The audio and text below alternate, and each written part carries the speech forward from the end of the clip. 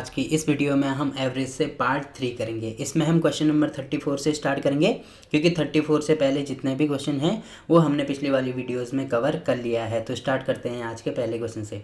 देखो इसमें पहला क्वेश्चन क्या दिया है, यदि ए बी सी का औसत m हो तथा A B plus B C plus C A बराबर 0 हो तो A square B square C square का औसत कितना होगा, ये हमें निकालना है। देखो अगर हमें इनका औसत निकालना है तो एवरेज कैसे निकालते हैं, एवरेज बराबर होता है कुल संख्याओं का योग। संख्याएं कौन कौन सी हैं, एक है ए स्क्वायर प्लस दूसरी है बी स्क्वायर प्लस तीसरी है सी स्क्वायर, तो इनका योग हमने निकाल दिया। और बट्टे में टोटल नंबर कितने हैं, टोटल नंबर है 3। तो हमें एवरेज निकालने के लिए इसकी वैल्यू निकालनी होगी। अब देखो इसकी वैल्यू हम किस प्रकार से निकाल सकते हैं, देखो एक फॉर्मूला होता है A plus B plus C का होल स्क्वायर बराबर क्या होता है, A square plus B square plus C square plus 2ab plus 2bc plus 2ca। ठीक है, हमें क्या करना है, हमें इसकी वैल्यू चाहिए, तो इसका मतलब हमें इसकी वैल्यू निकालनी होगी और इसकी वैल्यू निकालनी होगी।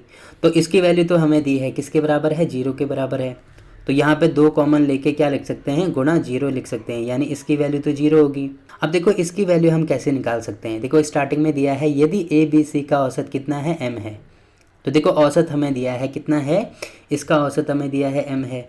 कुल संख्याओं का योग, यानी देखो 3 संख्याएं हैं तो इनको आपस में जोड़ देंगे, a प्लस बी प्लस सी, और अपॉन में टोटल नंबर कितने हैं, 3 नंबर हैं, तो अपॉन में 3 हो जाएगा। तो मैं यहाँ से ए बी सी की वैल्यू निकाल सकता हूँ। तो a प्लस बी प्लस सी की वैल्यू किसके बराबर होगी, 3m के बराबर होगी। अब देखो मैं क्या करूँगा, यहाँ पर वैल्यू रख दूंगा, तो कितना हो जाएगा, ये 3m का होल स्क्वायर बराबर हो जाएगा A square plus B square plus C square. अब देखो इसकी वैल्यू तो 0 है तो यहाँ पे 0 लिख सकता हूँ। तो ए स्क्वायर बी स्क्वायर और सी स्क्वायर की वैल्यू हमने निकाल दी, इसके बराबर है। तो देखो स्क्वायर खोल देंगे तो यहाँ पे होगा 9m स्क्वायर। ठीक, तो यहाँ पे हम वैल्यू रख सकते हैं। तो एवरेज कितना हो जाएगा, 9m स्क्वायर अपॉन 3। तो इससे ये वाला कैंसिल, यहाँ पे कितना होगा, 3 होगा, यानी हमारा आंसर कितना होगा, 3m स्क्वायर हमारा आंसर हो जाएगा। ठीक है, यानी कौन सा हमारा आंसर होगा, बी वाला हमारा आंसर होगा। ठीक, तो इस प्रकार से हम इसको सॉल्व कर सकते हैं। अब देखो इसमें अगला क्वेश्चन क्या दिया है, 5 संख्याओं का औसत 18 है, तो इनका योग कितना हो जाएगा, 18 गुणा 5 करेंगे। ठीक है, तो किसके बराबर होगा, ये 90 के बराबर होगा। आगे दिया है एक संख्या छोड़ देने पर औसत 16 हो जाता है। अब देखो कोई भी एक संख्या छोड़ दो, मान लीजिए हम इसको छोड़ते हैं, तो औसत कितना हो जाता है, 16 हो जाता है। तो एक संख्या हमने छोड़ दी, संख्याएं भी कितनी होंगी, एक कम हो जाएगी, यानी 5 थी तो 4 हो जाएंगी। तो इनका योग निकाल दो, किसके बराबर होगा, 64 के बराबर होगा। अब हमें क्या निकालना है, छोड़ी गई संख्या क्या है, ये निकालना है। देखो इसका मतलब हमें इसकी वैल्यू निकालनी है। अब हमें क्या मिल गया, यहाँ से यहाँ तक इनकी वैल्यू हमें मिल गई, किसके बराबर है, 64 के बराबर है। तो यहाँ पे वैल्यू रख दो। ठीक है, तो यहाँ से इधर लेके आएंगे, यानी 90 में से 64 माइनस करेंगे, कितना आएगा, ये 10 में से 4 गया 6 और 8 में से 6 गया 2, यानी 26 के बराबर होगा। यानी कौन सा हमारा आंसर होगा, बी वाला हमारा आंसर हो जाएगा। ठीक है, तो इस प्रकार से हम इसको सॉल्व कर सकते हैं। अब देखो इसमें अगला क्वेश्चन क्या दिया है, एक कार की 7 माह की पेट्रोल की औसत खपत 110 लीटर है, तो 7 माह की कुल खपत कितनी हो जाएगी, 110 गुणा 7 करेंगे। ठीक है, तो कितनी हो जाएगी, 770 के बराबर होगी। आगे क्या दिया है, यदि अगले 5 माह की औसत मासिक खपत 86 लीटर हो, तो इसका भी टोटल कितना हो जाएगा, 86 गुणा 5 करेंगे, यानी 430 के बराबर हो जाएगा। तो हमें क्या निकालना है, तो इस कार की पूरे वर्ष की औसत मासिक खपत कितनी होगी। तो क्या करेंगे, देखो 7 और 5 कितना होगा, टोटल 12 माह का कितना हो जाएगा, इनको जोड़ दो। ठीक है, तो ये कितना आ रहा है, ये 1200 के बराबर आ रहा है। हमें क्या निकालना है, औसत निकालना है। तो कुल योग हमें पता है 1200 है। ठीक है, और कुल संख्या भी हमें पता है कितना है, 12 है, तो इसको 12 से भाग कर देंगे, इससे ये कैंसिल हो जाएगा, यहाँ पे कितना होगा, 100, यानी कौन सा हमारा आंसर हो जाएगा, बी वाला हमारा आंसर होगा। ठीक है, तो इस प्रकार से हम इसको सॉल्व कर सकते हैं। अब देखो इसमें अगला क्वेश्चन क्या दिया है, एक वर्कशॉप में कार्यरत सभी कर्मचारियों का औसत वेतन 8000 है, इनमें से 7 अभियंताओं का औसत वेतन 12000 है तथा शेष कर्मचारियों का औसत वेतन 6000 है। तो इस वर्कशॉप में कार्यरत सभी कर्मचारियों की संख्या कितनी है, ये हमें निकालना है। ठीक है, तो देखो किस प्रकार से हम निकाल सकते हैं, देखो इसको हम 2 प्रकार से सॉल्व कर सकते हैं, एक तो नॉर्मली मेथड और दूसरा इसको एलिगेशन के द्वारा भी सॉल्व किया जा सकता है। तो सबसे पहले नॉर्मली देखो कितना होगा, इसमें स्टार्टिंग में क्या दिया है, सभी कर्मचारियों का औसत वेतन कितना है, 8000 है। अब देखो संख्या हमें नहीं पता कितनी है, तो मान लीजिए कर्मचारियों की कुल संख्या है x, तो उनका कुल वेतन कितना हो जाएगा, टोटल जो सैलरी होगी किसके बराबर होगी, 8000 गुणा टोटल कर्मचारी कितने हैं, x हैं, तो 8000 गुणा x हो जाएगा। आगे दिया है इसमें से 7 अभियंता, देखो जो 7 अभियंता है इनका औसत वेतन दिया है 12000, तो इनका कुल वेतन कितना हो जाएगा, इसको 12 से गुणा कर देंगे। आगे दिया है शेष कर्मचारी, देखो 7 तो यहाँ पे हैं, टोटल माने हैं हमने x, तो शेष बचे कितने, यानी x में से 7 माइनस कर देंगे। जो इतने कर्मचारी बचे इनका औसत वेतन हमें दिया है 6000 के बराबर है। ठीक है, तो हमें क्या करना है कि इस वर्कशॉप में कार्यरत सभी कर्मचारियों की संख्या कितनी है। अब देखो अगर मैं इन दोनों को जोड़ता हूँ तो ये इसके बराबर होगा।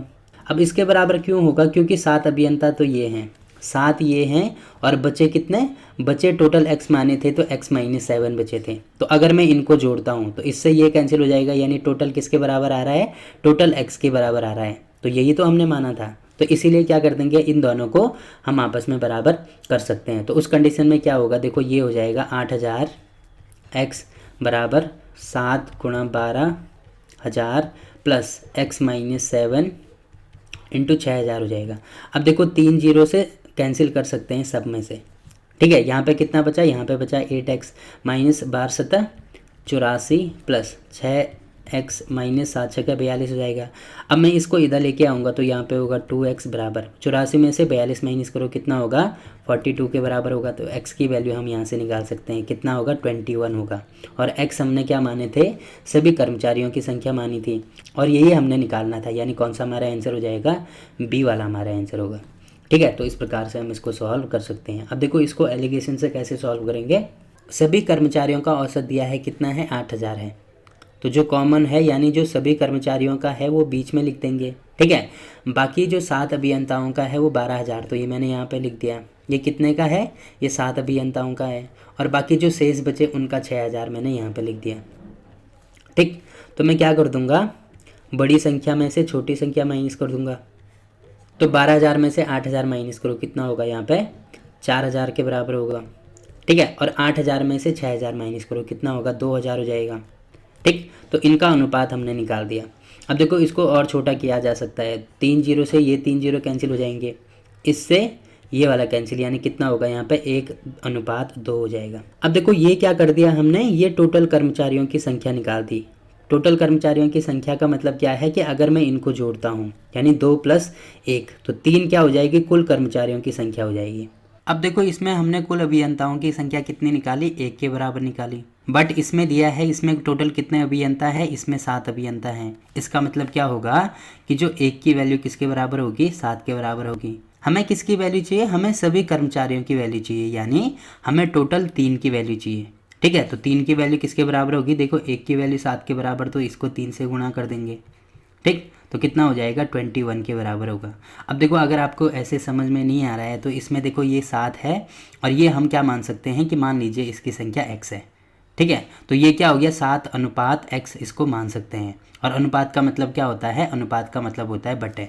तो इसको मैं क्या लिख सकता हूँ, इसको लिख सकता हूँ 7/x बराबर, इसके बराबर होगा क्या होगा, 1:2, यानी 1/2 हो जाएगा। तो x की वैल्यू मैं यहाँ से भी निकाल सकता हूँ, कितना हो जाएगा, 21 हो जाएगा। ठीक है, तो ऐसे भी हम इसको सॉल्व कर सकते हैं। अब देखो इसमें अगला क्वेश्चन क्या दिया है, 4 कमाने वाले सदस्यों के एक परिवार की औसत मासिक आय 15,130 थी। टोटल सदस्य कितने हैं, 4 हैं। इनकी औसत मासिक आय दी है, तो कुल आय कितनी हो जाएगी, इसको 4 से गुणा कर देंगे। ठीक है, तो किसके बराबर होगी, ये 60,520 के बराबर होगी। आगे क्या दिया है, इनमें से एक पुत्री का विवाह हुआ तथा वह घर से विदा हो गई, तो इससे परिवार का औसत आय घट के 14,600 हो गया। अब देखो मान लीजिए ये उनकी पुत्री थी जो पहली वाली है, तो ये घर से विदा हो गई, बचे कितने, 3 बचे। इनका औसत दिया है इसके बराबर है, तो कुल कितना हो जाएगा, इसको 3 से गुणा करेंगे। ठीक है, तो ये हो जाएगा 43,980 के बराबर। हमें क्या निकालना है, विवाहित पुत्री की मासिक आय कितनी है। ठीक है, यानी हमें इसकी वैल्यू निकालनी है। तो देखो इन तीनों की वैल्यू हमें पता है, किसके बराबर है, इसके बराबर है। तो हम क्या करेंगे, इसकी वैल्यू निकालने के लिए इनको माइनस कर दो। अब देखो यहाँ पे कितना होगा, यहाँ पे होगा 0, 12 में से 8 गया 4, 14 में से 9 गया 5, 9 में से 3 गया 6, और 5 में से 4 गया 1, यानी 16,540 के बराबर होगा। यानी कौन सा हमारा आंसर होगा, सी वाला हमारा आंसर हो जाएगा।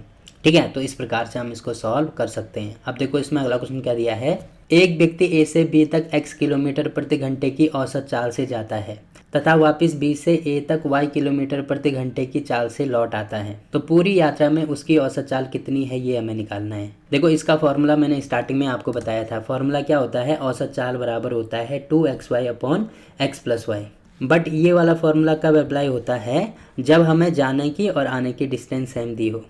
यानी देखो क्या कर रहा है वो, स्टार्टिंग में ए से बी की ओर जा रहा है, ए से बी की ओर जा रहा है। इनके बीच में डिस्टेंस मान लीजिए ए है या x है या 10 किलोमीटर कुछ भी है, ठीक है। मान लीजिए 10 किलोमीटर है, तो 10 किलोमीटर डिस्टेंस होगी। अब क्या हो रहा है, वो वापस आ रहा है, यानी बी से ए की ओर आ रहा है। बी से कहाँ आ रहा है, ए की ओर। तो जाने में भी 10 किलोमीटर का डिस्टेंस है और आने में भी 10 किलोमीटर का डिस्टेंस है।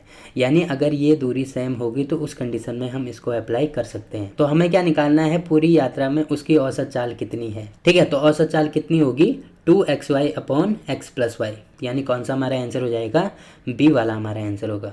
और बाकी इसके पूरे कॉन्सेप्ट को हम टाइम एंड डिस्टेंस वाले चैप्टर में ढंग से सीखेंगे। अभी आपको क्या ध्यान रखना है कि इसके बीच में जो दूरी है वो अगर बराबर है तो उस कंडीशन में हम ये वाले फॉर्मूले को यूज़ कर सकते हैं।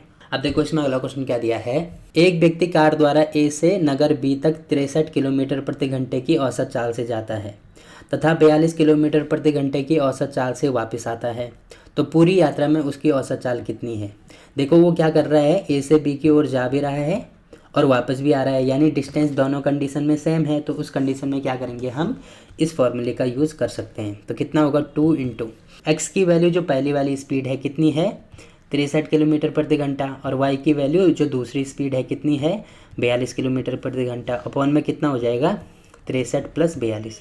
तो इसको जोड़ दो, ये कितना होगा, 3 और 2 5 और 6 और 4 10, यानी 105 होगा। अब देखो इसको मैं 7 से काट सकता हूँ, तो यहाँ पे कितना होगा, 7 छके 42, यहाँ पे कितना होगा, 7 एकम 7, 3 बचा 7 पंजे 35। तो इसको मैं 3 से काट सकता हूँ, तो 3 पंजे 15 होगा और यहाँ पे कितना होगा, 3 दूनी 6। तो कितना हो जाएगा, ये ऊपर होगा 252 और अपॉन में होगा 5, ठीक। तो इसको सॉल्व करेंगे, कितना होगा, 5 पंजे 25, फिर 0 होगा और दशमलव में 20 होगा, तो 5 को 20, यानी 50.4 किलोमीटर प्रति घंटा क्या होगा, इसकी औसत चाल हो जाएगी। यानी कौन सा हमारा आंसर होगा, बी वाला हमारा आंसर हो जाएगा, ठीक है। तो इस प्रकार से हम इसको सॉल्व कर सकते हैं। अब देखो इसमें अगला क्वेश्चन क्या दिया है, इसमें भी क्या होता है, वो ए से बी तक जाता है और बी से ए तक आता है। इसका मतलब क्या होगा, बीच में जो डिस्टेंस होगी वो समान होगी। यानी हम क्या करेंगे, ये वाला फॉर्मूला यूज़ करेंगे, ठीक है। तो यहाँ पे डायरेक्ट वैल्यू रख दो, कितना होगा, 2 इंटू 65 इंटू 60 अपॉन 65 प्लस 60 हो जाएगा। तो इसको जोड़ो, सबसे पहले कितना हो जाएगा, ये 5 और 6 और 6 12, यानी 125 होगा। इसको मैं 5 से काट सकता हूँ, 5 एकम 5, 5 दूनी 10, यहाँ पे कितना होगा, 5 दूनी 10 और 5 पंजे 25, ठीक है। दोबारा 5 से काट दो, 5 पंजे 25 और यहाँ पे होगा 5 एकम 5 और 5 दिए 15। अब इसको सॉल्व करेंगे, कितना होगा, ये इसको गुणा कर दो, ये कितना होगा, 312 और बटे में 5 है। तो इसको सॉल्व कर दो, कितना होगा, 5 छके 30, 5 दूनी 10 और 5 को 20, यानी 62.4 क्या हो जाएगा, हमारा आंसर होगा। यानी कौन सा हमारा आंसर होगा, सी वाला हमारा आंसर हो जाएगा, ठीक है। तो इस प्रकार से हम इसको भी सॉल्व कर सकते हैं।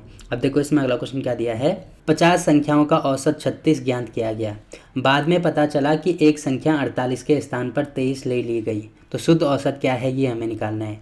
देखो सबसे पहले इसको हम नॉर्मली वे में सॉल्व करेंगे और उसके बाद एग्जाम में किस प्रकार से सॉल्व करना है उसके बारे में भी जानेंगे, ठीक है। तो सबसे पहले कैसे निकालते हैं, देखो 50 संख्याओं का औसत हमें दिया है, कितना है, 36 है। तो इनका योग कितना हो जाएगा, 36 गुणा 50 करेंगे तो कितना हो जाएगा, ये 1800 के बराबर होगा।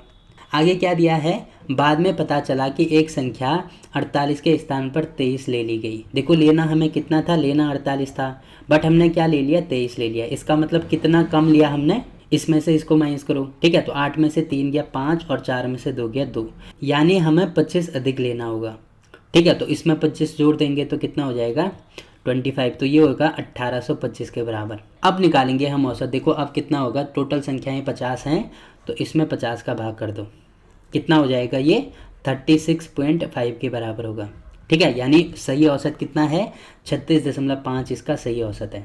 अब देखो एग्जाम में आपको क्या करना है, देखो एक चीज़ आपको ध्यान रखना है कि औसत में कमी या बढ़ोतरी कैसे निकालेंगे हम, कम या ज़्यादा अपॉन कुल संख्या।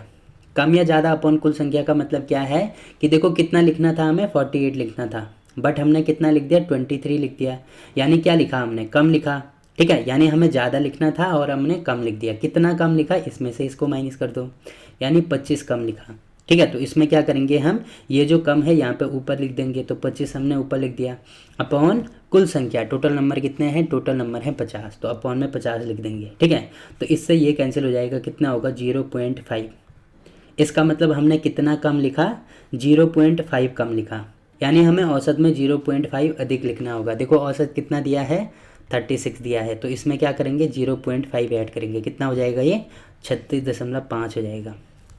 ठीक है, तो इस प्रकार से हम इसको सॉल्व कर सकते हैं। ठीक, अब देखो इसमें अगला क्वेश्चन क्या दिया है, 25 लड़कों की औसत ऊंचाई 1.4 मीटर है। देखो 25 लड़कों की औसत ऊंचाई कितनी है, 1.4 मीटर हमें दी है। आगे दिया है इस ग्रुप में से 5 लड़कों के कैंप छोड़ जाने के बाद शेष लड़कों की औसत ऊंचाई में 0.15 मीटर की वृद्धि हो जाती है। कितने की वृद्धि होती है, 0.5 मीटर की वृद्धि होती है, तो यहाँ पे 0.5 मीटर हो जाएगा। देखो टोटल लड़के कितने होंगे, 5 कैंप छोड़ के चले गए, यानी लड़के होंगे टोटल, कुल संख्या हो जाएगी 20, तो बट्टे में 20 हो जाएगा। ठीक है, अब देखो कम हो रहा है कि ज़्यादा हो रहा है, वृद्धि हो रही है, इसका मतलब कितना हो जाएगा, ज़्यादा हो जाएगा। तो कितना ज़्यादा हो जाएगा, इसका गुणा इसके साथ में करेंगे, तो कितना ज़्यादा हो जाएगा, 3 मीटर ज़्यादा होगा। ठीक है, तो इसकी वैल्यू हमने निकाल दी, कितना है 3 मीटर है। आगे क्या दिया है, जाने वाले लड़कों की औसत ऊंचाई कितनी है, ये हमें निकालना है। अब देखो इसकी वैल्यू तो हमने निकाल दी, और अब कुल संख्या कितनी हो जाएगी, देखो अब लड़के 5 हो जाएंगे, तो बटे में कितना हो जाएगा, 5 हो जाएगा। इसका मतलब कितना आ रहा है, ये 0.6 मीटर के बराबर हो जाएगा। इसका मतलब हमें क्या करना होगा, जो कुल औसत ऊंचाई हमें दी थी उसमें से हमें 0.6 मीटर कम करना होगा, तब हम क्या निकाल सकते हैं, जाने वाले 5 लड़कों की औसत ऊंचाई निकाल सकते हैं। तो इसमें से इसको माइनस कर दो, कितना हो जाएगा, ये 0.8 मीटर के बराबर हो जाएगा। यानी कौन सा हमारा आंसर होगा, ए वाला हमारा आंसर होगा। यानी हमने क्या करा इसमें, देखो जब 5 लड़के कैंप छोड़कर चले जाते हैं तो उस कंडीशन में क्या होता है, औसत ऊंचाई में 0.15 मीटर की वृद्धि होती है, यानी एक बच्चे में 0.15 मीटर की वृद्धि होगी। तो टोटल 20 लड़के हैं, तो 20 में कितनी हो जाएगी, 20 गुणा 0.15 करेंगे तो ये 3 मीटर के बराबर हो जाएगा। ठीक है, इसका मतलब क्या होगा कि ये जो 5 लड़के गए इनमें हमें क्या करना होगा, 3 मीटर कम करना होगा। 3 मीटर कम करने का मतलब क्या है, तो स्टार्टिंग में हमें क्या दिया था, 25 लड़कों की औसत ऊंचाई 1.4 मीटर है। ये इसका मतलब ये जो 5 लड़के हैं ये इसमें इंक्लूड थे स्टार्टिंग में। ठीक है, यानी इन 5 लड़कों की अगर मैं कुल ऊंचाई निकालूं, क्योंकि औसत 1.4 थी, तो प्रत्येक लड़के की 1.4 होगी, तो 5 की कितनी होगी, 1.4 कर देंगे, तो ये कितना होगा, 5 को 20 की 0, 5 कम 5 और 6 7, यानी 7 मीटर के बराबर होगा। यानी ये जो 5 लड़के थे ये टोटल 7 मीटर थे जब 25 के साथ में जुड़े थे, बट जब अलग हो गए तो उस कंडीशन में जो 20 लड़के थे उनकी औसत ऊंचाई में इतने की वृद्धि होगी। यानी ये जो 7 मीटर है इसमें से हमें 3 मीटर कम करना होगा। ये जो 3 मीटर निकला इसमें से 3 मीटर कम करना होगा, तो 3 मीटर हमने कम कर दिया, बचा कितना, 4 मीटर बचा। और ये जो 4 मीटर है इसको इन 5 में डिवाइड करना है, तो क्या करेंगे, बटे 5 करेंगे, तो यहाँ से भी कितना आ रहा है, यहाँ से भी 0.8 मीटर ही आ रहा है। ठीक है, तो इस प्रकार से हमने इसको सॉल्व किया। अब देखो इसमें अगला क्वेश्चन क्या दिया है, 512 पृष्ठ वाली एक पुस्तक में छपाई की त्रुटियों की औसत संख्या 4 प्रति पृष्ठ है। 4 प्रति पृष्ठ का मतलब क्या है कि एक पृष्ठ में 4 त्रुटियां पाई गई। टोटल कितनी है, टोटल 512 है, तो 512 में कितनी पाई होंगी, 512 को गुणा कर देंगे 4 से। आगे दिया है यदि प्रथम 302 पृष्ठों में इन त्रुटियों की संख्या 998 हो। अब देखो जो 302 पृष्ठ हैं स्टार्टिंग के, उसमें त्रुटियों की टोटल संख्या हमें दी है, कितना है, 998 के बराबर है। और आगे दिया है तो शेष पृष्ठों में त्रुटियों की औसत संख्या प्रति पृष्ठ कितनी होगी। अब देखो 302 हमने ले लिए, बचे कितने, टोटल थे 512, इसमें से हमने 302 ले लिए, तो बचे कितने, इसमें से माइनस कर देंगे, कितना होगा ये 210 के बराबर। ठीक है, यानी ये जो 210 बचे इसमें हमें निकालना है कि प्रति पृष्ठ त्रुटियों की संख्या कितनी थी। तो मान लीजिए एक पृष्ठ पे इसमें x त्रुटियाँ पाई गई, तो 210 में कितनी पाएगी, 210 गुणा x करेंगे। ये क्या है, कुल त्रुटियों की संख्या है, ये भी कुल त्रुटियों की संख्या है और ये भी कुल त्रुटियों की संख्या है। इसका मतलब ये जो टोटल 512 पृष्ठ थे इसको हमने 2 भागों में तोड़ दिया, एक तो 312 वाले में प्लस एक 210 वाले में। अब देखो 512 पृष्ठ में कितनी त्रुटियां पाई गई, इसके बराबर यानी ये होगा 512 गुणा 4। जो 312 पृष्ठ हैं इसमें कितनी त्रुटियां पाई गई, 998, तो यहाँ पर 998 लिख देंगे, प्लस 210 वाले पृष्ठ में कितनी त्रुटियां पाई गई, इसके बराबर। तो यहाँ पे कितना होगा 210 इंटू एक्स। तो मैं यहाँ से x की वैल्यू निकाल सकता हूँ, ठीक है। तो जब हम इसको सॉल्व करेंगे तो x की वैल्यू किसके बराबर आएगी, 5 के बराबर आएगी। इसका मतलब कौन सा हमारा आंसर होगा, बी वाला हमारा आंसर हो जाएगा, ठीक है। तो इस प्रकार से हम इसको सॉल्व कर सकते हैं। अब देखो इसमें अगला क्वेश्चन क्या दिया है, एक थैले में कुल 10 गेंदें हैं जिनमें से कुछ लाल तथा कुछ सफेद हैं। सभी गेंदों का औसत मूल्य 28 रुपये प्रति गेंद है। यदि लाल गेंदों का औसत मूल्य 25 रुपये प्रति गेंद हो तथा सफेद गेंदों का औसत मूल्य 30 रुपये प्रति गेंद हो तो सफेद गेंदों की संख्या कितनी है, ये हमें निकालना है। देखो इसको भी मैं एलिगेशन से सॉल्व कर सकता हूँ क्योंकि इसमें दो प्रकार की ही गेंद है। तो जब एक चीज़ को दो पार्ट में डिवाइड किया जाएगा तो उसमें हम एलिगेशन यूज़ कर सकते हैं। तो ये जो कॉमन नंबर है इसको मैं बीच में लिखूंगा, यानी यहाँ पे 28 होगा और बाकी यहाँ पे 25 ये लाल गेंद वाला है और ये गेंदों का औसत है कितना है, यहाँ पे 30 होगा, ठीक है। तो एलिगेशन लगा के इसको माइनस कर दो, बड़े में से छोटा माइनस करेंगे यहाँ पे 2 होगा, ठीक। और 28 में से 25 माइनस करेंगे यहाँ पे कितना होगा, 3 होगा, ठीक है। 25 क्या है, वो लाल गेंदों की संख्या है, यानी 2 लाल गेंदों की संख्या होगी और ये 30 क्या है, ये सफ़ेद गेंदों की संख्या है। तो यहाँ पे वाइट गेंदों की संख्या 3 हो जाएगी, ठीक है। हमें क्या निकालना है, तो सफ़ेद गेंदों की संख्या कितनी है। देखो इसमें हमने सफ़ेद गेंदों की संख्या 3 मानी है, ठीक है। और स्टार्टिंग में दिया है एक थैले में कुल कितनी गेंदें हैं, 10 गेंदें हैं और यहाँ से टोटल कितनी गेंदें आ रही हैं, 3 और 2 5, यानी टोटल गेंदें यहाँ से 5 आ रही हैं। बट हमें क्वेश्चन में दिया है टोटल 10 गेंदें हैं तो इसकी वैल्यू 10 के बराबर होगी, यानी एक की वैल्यू किसके बराबर होगी, 2 के बराबर। हमें निकालनी है 3 की वैल्यू हमें निकालनी है, तो क्या कर देंगे, 3 से गुणा कर देंगे, कितना हो जाएगा, 6 हो जाएगा। या इसको डायरेक्ट भी कर सकते हैं। देखो हमने अनुपात तो निकाल दिया, टोटल 10 गेंदें हैं, हमें किसकी निकालनी है, सफ़ेद, यानी हमें 3 की वैल्यू निकालनी है। तो इसका क्या निकालेंगे, 3 बटे टोटल 3 और 2 5 बटे में 5 हो जाएगा। तो इसका 3 बटे 5 निकालेंगे, इससे ये कैंसिल, यहाँ पे 2 3 दूनी 6, ठीक है। तो 6 हमारा आंसर हो जाएगा। तो इस प्रकार से हम इसको सॉल्व कर सकते हैं। अब देखो इसमें अगला क्वेश्चन क्या दिया है, एक कंपनी ने वर्ष के पहले 3 माह में 4000 वस्तुएं प्रति माह बनाई। देखो एक महीने में 4000 वस्तुएं बनाई उसने, ठीक है। तो 3 माह में कितनी बनाई होंगी, इसको 3 से गुणा कर देंगे। ठीक इसी प्रकार से आगे दिया है पूरे वर्ष में प्रति माह 4375 वस्तुएं बनाई, ठीक। तो इसका मतलब 12 माह में कितनी बनाई होंगी उसने, 4375 कर देंगे। अब देखो आगे क्या दिया है, अगले 9 माह में, अगले 9 महीने में कितनी औसत वस्तुएं प्रति माह उसने बनाई, ये हमें निकालना है। तो मान लीजिए उसने एक महीने में x वस्तुएं बनाई, तो 9 महीने में कितनी बनाएगा वो, 9 गुणा x हो जाएगा। तो ये क्या है, ये 9 महीने की टोटल वस्तुओं की संख्या है। ये क्या है, 3 महीने की टोटल वस्तुओं की संख्या है और ये 12 महीने की टोटल वस्तुओं की संख्या है। तो जो 12 महीने हैं इसको मैं क्या लिख सकता हूँ, इसको मैंने ब्रेक कर दिया 3 माह प्लस 9 माह में, ठीक है। तो 12 महीने में कुल वस्तुओं की संख्या कितनी है, 12 गुणा 4375 बराबर 3 महीने में कितनी है, 4000 गुणा 3 प्लस 9 माह में कितनी है, 9x। तो यहाँ से इसको सॉल्व करके मैं x की वैल्यू निकाल सकता हूँ, ठीक है। तो x की वैल्यू किसके बराबर आ रही है, x बराबर आ रहा है 4500 की। इसका मतलब कौन सा हमारा आंसर हो जाएगा, ए वाला हमारा आंसर होगा, ठीक। तो इस प्रकार से हम इसको सॉल्व कर सकते हैं। अब देखो इसमें अगला क्वेश्चन क्या दिया है, एक सप्ताह के प्रथम 4 दिनों का औसत तापमान 40.2 डिग्री सेल्सियस था। प्रथम 4 दिनों का तापमान मतलब क्या होगा, 1 2 3 4, ये जो प्रथम 4 दिन हैं इनका औसत तापमान हमें दिया है 40.2 के बराबर है, ठीक है। तो कुल तापमान कितना हो जाएगा, इसको हम 4 से गुणा कर देंगे, ठीक। तो किसके बराबर होगा, ये 160.8 के बराबर हो जाएगा।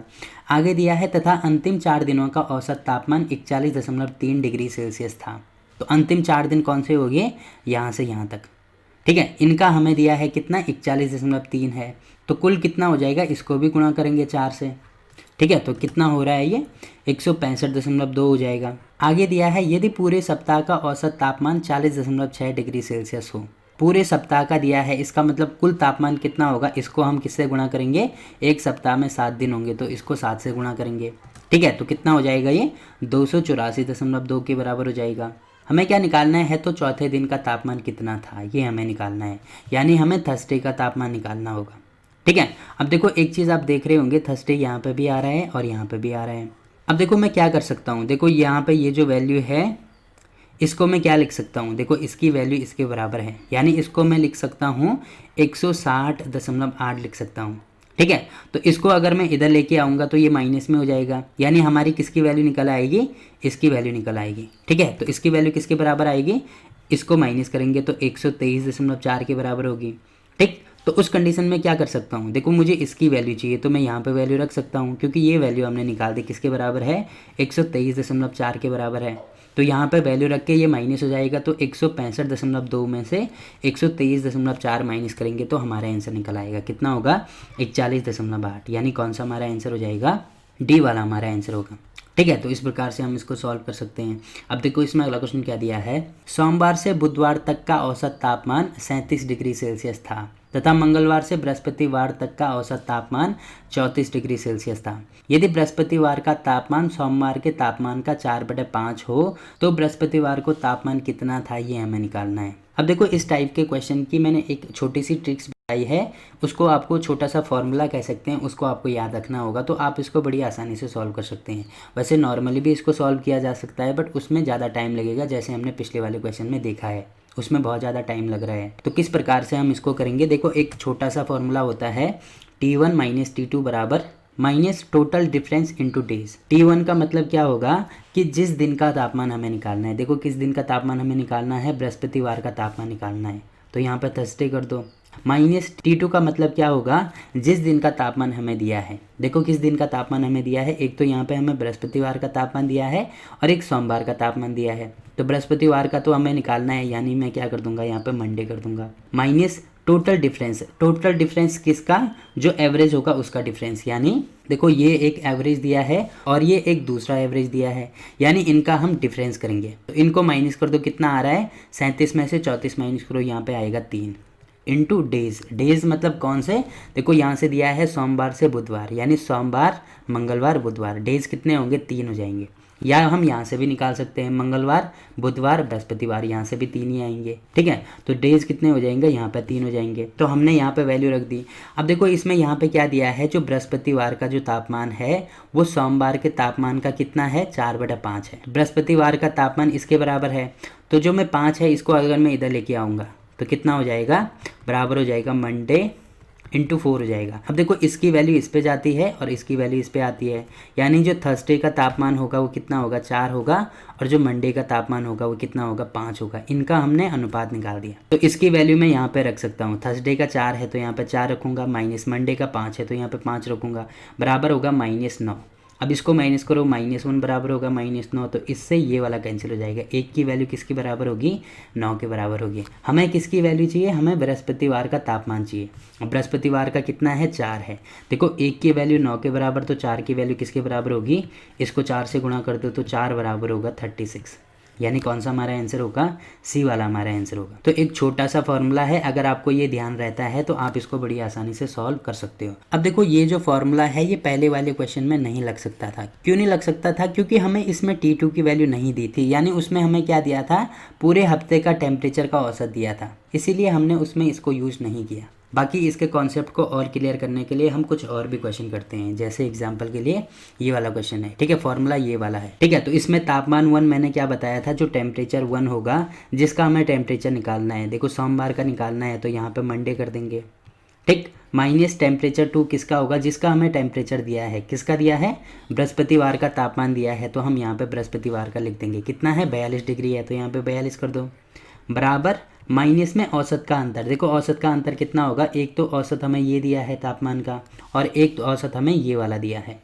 ठीक है, तो इनका अंतर यानी इनको माइनस कर दो, कितना आएगा, यहाँ पे 1 आएगा, इनटू दिन कौन से, सोमवार मंगलवार बुधवार, यानी कितने दिन होंगे, 3 दिन होंगे। या मैं यहाँ से भी निकाल सकता हूँ, मंगलवार बुधवार बृहस्पतिवार, कितने दिन हो रहे हैं, यहाँ से भी 3 दिन हो रहे हैं, तो यहाँ पे मैं 3 कर दूंगा।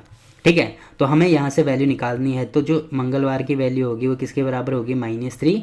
इसको इधर लेके आओ तो प्लस में 42 हो जाएगा। अब देखो इसको सॉल्व करेंगे, कितना हो जाएगा, ये 39 के बराबर होगा। ठीक, इसी प्रकार से एक दो एग्जाम्पल और देखते हैं। देखो इसका निकालना है।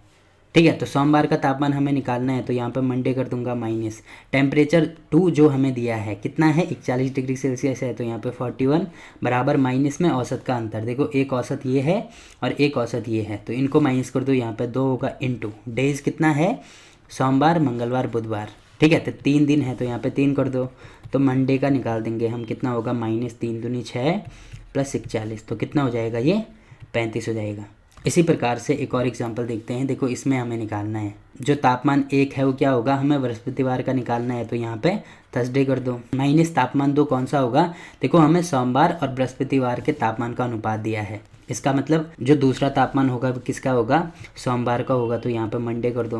माइनस औसत का अंतर, देखो एक औसत ये है एक औसत ये है, तो इनको माइनस कर दो, कितना होगा यहाँ पे 3 होगा, गुणा टोटल दिन कितने हैं, सोमवार मंगलवार बुधवार, यानी 3 दिन है, तो गुणा 3 कर देंगे। ठीक है, अब देखो इनका हमें अनुपात दिया है कितना है, 5:4 है, तो यहाँ पे थर्सडे की वैल्यू किसके बराबर होगी, 5 के बराबर होगी, तो 5 माइनस मंडे की वैल्यू 4 के बराबर है, तो 4 कर देंगे, बराबर कितना होगा -9। तो 1 की वैल्यू किसके बराबर आ रही है, -9 के बराबर आ रही है। हमें किसका निकालना है, बृहस्पतिवार का निकालना है, यानी हमें 5 की वैल्यू निकालनी है, तो इसको 5 से गुणा कर देंगे। ठीक है, तो कितना होगा 9×5 = 45, यानी 45 हमारा आंसर हो जाएगा। अब देखो ये माइनस में आ रहा है, तो लास्ट में अगर माइनस में आता है तो उसको हम प्लस में कर सकते हैं, कोई दिक्कत नहीं है। ठीक है, इसी प्रकार से ये जो लास्ट वाला एग्जाम्पल है इसको आप खुद सॉल्व करेंगे और जितना भी आ रहा है उसको कमेंट करके बता सकते हैं कि कितना इसका आंसर आएगा। तो फिलहाल के लिए इस वीडियो में इतना ही। वीडियो अच्छा लगा तो वीडियो को लाइक कीजिए, शेयर कीजिए अपने दोस्तों के साथ और चैनल को सब्सक्राइब करना ना भूलें। तो मिलते हैं आपसे इसके अगले पार्ट में, तब तक के लिए बाय बाय।